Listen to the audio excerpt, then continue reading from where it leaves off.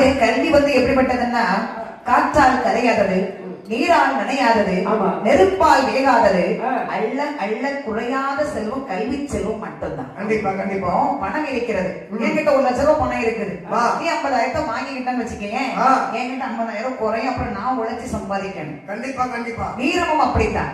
ஒரு வயது வரதான் அந்த வீரம் நம்ம கூட இருக்கும். வயது போக போக போக அந்த வீரம் தன்னால் வங்கி போகும். ஒரு வயசு வரதான் அழகு இருக்கும். அழகு எடுத்துக்கிடுங்க, 30 வயசு 35 வயசு வரதான் அந்த அழகு இருக்கும். அதுக்கப்புறம் அந்த அழகு மங்கி விடும். அதே போல் ஆனா கல்வி மட்டும் பாருங்க, நாம் மாண்டும் மண்ணோடு மண்ணாக மக்கி சென்றாலும் நம்முடன் வருவது கல்வி மட்டும்தான். கண்டிப்பா. ஒருவருக்கு எவ்வளவுதான் அள்ளி கொடுத்தாலும் சொல்லி கொடுத்தாலும் நம்மிடம் வளர்ந்து கொண்டே இருக்குமே தவிர அது குறையாது. கண்டிப்பா. ஆகையினால் பிள்ளைகளுக்கு 5 வயதான அந்த காலத்து 5 வயசு, அது பள்ளிக்கூடம் அழைத்து சென்றால் டீச்சர் சொல்லுவாங்க, கையெழுத்து காத தொடுனா. என்ன சொன்னீங்க? கையெழுத்து காத தொடு. இப்படி ஒரு வாய்ப்பு கிடைக்குமாங்க? கொஞ்சம் பக்கத்துல வாங்க. ஏன் காத தொடுறேன்? காதல நடக்க 2.5 போய் ஆத்துவான். இவன் அப்படிதான் பள்ளிக்கூடத்துக்கு போய் டீச்சர் காத தொட, இவன் காத தொட சொல்லியிருக்காங்க. இது தெரியாம டீச்சர் காத போய் தொட்டுக்கிட்டு இருக்கான்.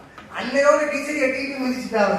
அப்போ அதாவது அந்த காலத்துல 5 வயசு ஆனாலும் காத தொடரும் கை, அப்பதான் உள்ள விடுவாங்க, இல்லன்னா அடுத்த வருஷம் கூட்டிட்டு வாமான்னு இருவாங்க. ஆமா ஆமா. ஆனா இந்த காலம் அப்படி இல்ல, 2.5 வயசு தான் பிறக்கணும். வயிற்றுக்குள்ள இருக்கும் போதே அட்மிஷன் போடுறான். நீ மாசமா இருக்கீங்களா? எத்தனாவது மாசம்? 7.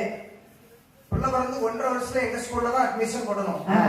1.5 வயசு பிள்ளைக்கு கம்மி தான் அட்மிஷன், 75,000 ரூபாய் தான். பிள்ளைய நீங்க ரெடி பண்ணி விட்டுருங்க, வாசல்ல வந்து ஏற்றிட்டு போயிருவோம், வாசல்ல வந்து இறக்கி விட்டுருவோம். அப்போது 5 வயது ஆனபோது பிரம்மகன்னியானவள் தன் மகனை பார்த்து சொல்லுகின்றாள், மகனை வல்லரக்கா, உனக்கு வயது 5 ஆகி விட்டதடா. நீ என்ன செய்யணும் தெரியுமா? பள்ளியில் சென்றே படித்தே வருவாய்.